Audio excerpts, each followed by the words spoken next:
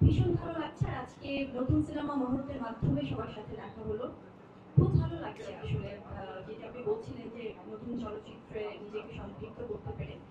ঢাকায় দেবদাস ডেফিনেটলি খুব দারুণ একটি চলচ্চিত্র হতে যাচ্ছে। একটি ভিন্ন চলচ্চিত্র হতে যাচ্ছে যেটা দর্শককে বিনোদিত করবে।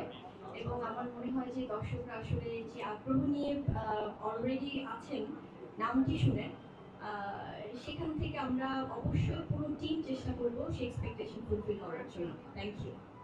আপু একটু জানতে চাবো, আপনার ভাইয়ের সাথে এর আগেও কাজ করা হয়েছে, আবার কাজ করলেন ঢাকায় দেবদাসে, একটু এক্সপিরিয়েন্সটা কেমন একটু জানতে চাবো।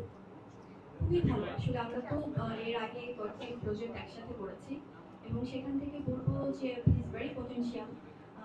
কারণ কো অ্যাক্টর বা সহশিল্পী হোক বা অন্যান্য শিল্পীরা যারাই থাকুক সিনেমাতে, এটা অ্যাজ আ টিম খুব ম্যাটার করে।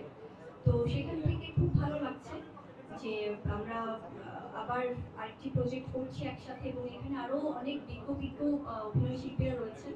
তো আমার মনে হয় দর্শকরা নতুন করে আসলে আমাদেরকে আবার দেখবেন। আমি জানতে চাই হচ্ছে যেহেতু একটি হিস্ট্রিক্যাল সিনেমা এবং একটি অঞ্চলের ভাষাগত বিষয় আছে, সেক্ষেত্রে দুজনের কাছে প্রশ্ন যে আসলে যেহেতু হিস্ট্রিক্যাল সিনেমা সেখানে প্রস্তুতি কেমন, যেহেতু ভাষাগত এবং কালচারাল একটা সিনেমা, এটা সবকিছু মিলে একটা প্রস্তুতির একটা বিষয় আছে, হঠাৎ করে যে শুটিং এ নেমে গেলে কিন্তু হবে না। সেক্ষেত্রে দুইজনেরই প্রস্তুতি আসলে কেমন? খুব সুন্দর প্রশ্ন করেছেন। প্রস্তুতি তো অবশ্যই, কারণ যে কোনো সিনেমার আগে প্রস্তুতি অবশ্যই নেওয়াটা খুব প্রয়োজন অ্যাজ অ্যান আর্টিস্ট।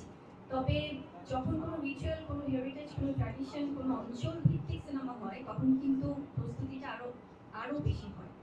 তো সেখান থেকে আমার মনে হয় যে একজন ঢাকাইয়া মেয়ে হিসেবে যখন আমি নিজেকে উপস্থাপন করতে যাব দর্শকদের সামনে, আমার শতভাগ চেষ্টা থাকবে যেন সবাই ঢাকাইয়া বুটিকেই দেখে।